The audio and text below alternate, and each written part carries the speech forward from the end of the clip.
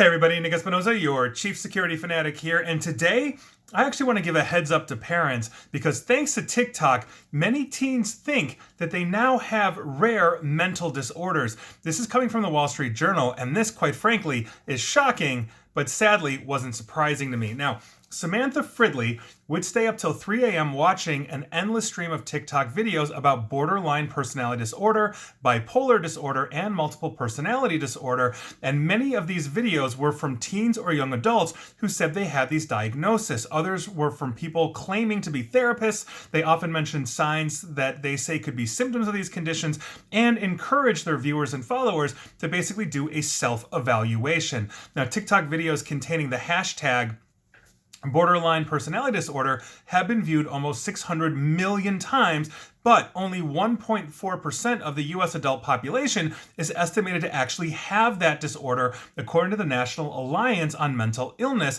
a nonprofit mental health advocacy organization.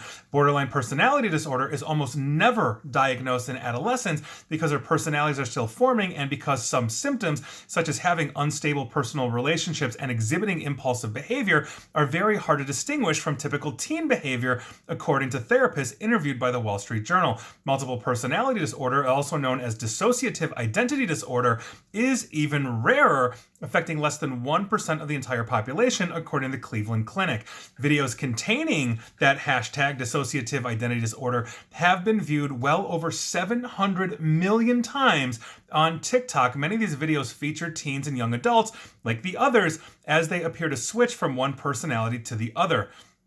Now, when teens watch videos on TikTok, or basically watch TikTok videos and decide that they have a mental health affliction, even if they're really only suffering from adolescence, we all went through our teen years, it can pose a treatment challenge and cause frayed family relationships. Psychologists say there are things parents should and shouldn't do when confronting their self-diagnosing teen, which basically we'll discuss in a moment here. Now, for its part, TikTok, which is owned by Beijing-based ByteDance Limited, is implementing changes that hopefully will minimize essentially these single topic videos like this. This past summer at an inpatient child psychiatric facility, Dr. Slay, one of the doctors interviewed by the Wall Street Journal, began seeing several patients a week who were self-diagnosing.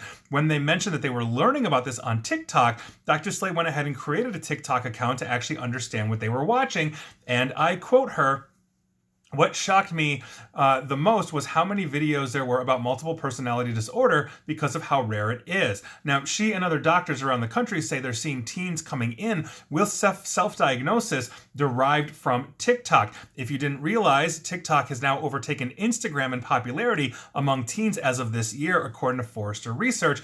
And so, like Facebook, this comes down to their algorithm. Now, as an example, we'll go back to Ms. Fridley, who I first talked about. She's a high school student and said that she didn't actually seek out these videos about mental health. After she started following some mental health advocacy accounts on TikTok, she said the social media app began serving up these videos on various disorders. And Ms. Fridley, who also does things like follow K-pop stars and comedy accounts, said that her For You page on TikTok basically became overrun with videos about mental health disorders. A recent Wall Street Journal investigation also showed that TikTok's algorithm picked up on subtle cues from users, such as how long they lingered on a video, and then showed them more and more of that same content. So Ms. Fridley starts watching one of these things, even gets halfway through it, that triggers the algorithm to say, oh, she liked it, she wants more, and they start spoon feeding her these things. Obviously, that's putting you down the rabbit hole because you start to identify with the people that you are watching on the video as they are talking about these things, and here we are.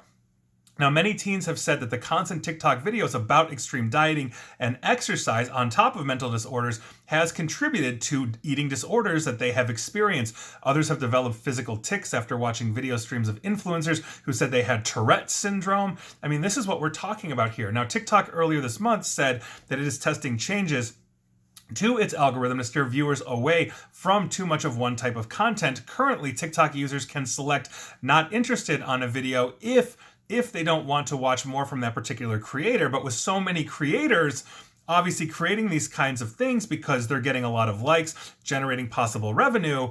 Might block one, but there's 1,000 more right behind it. Now, TikTok also said it's working on a new feature that would allow people to basically choose the words or hashtags that they don't want to see. Meaning, if you are basically tagging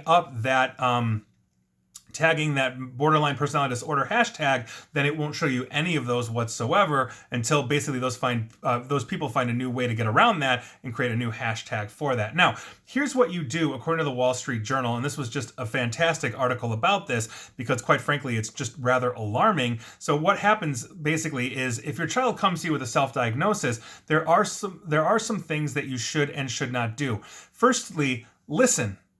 Therapists say basically it's best not to dismiss your child, what your child has to say, or to show emotion right away, because doing so can cause kids to shut down. If you're like, no, whatever, they're not going to actually want to interact with you. So Dr. Slay, as I mentioned before, suggests asking kids why they think they have this and if they'd like to talk to somebody about it. Sometimes these queries will pass, no big deal. But if there is persistence and the child keeps talking about a diagnosis, booking an appointment with a professional can actually help dispel this.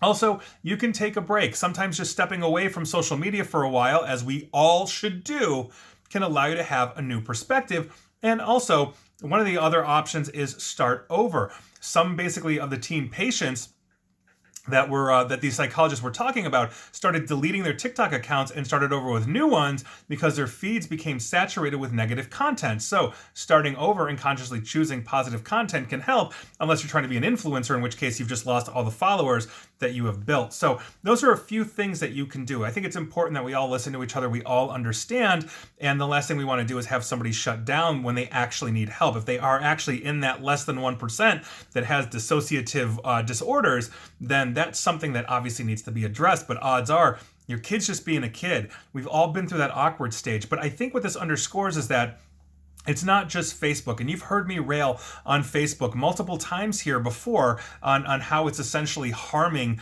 youth. It's addicting the general adult population as well, but it's physically and it's psychologically, I should say, not physically, psychologically harming essentially kids. And if they're getting eating disorders, I guess it would physically do that as well.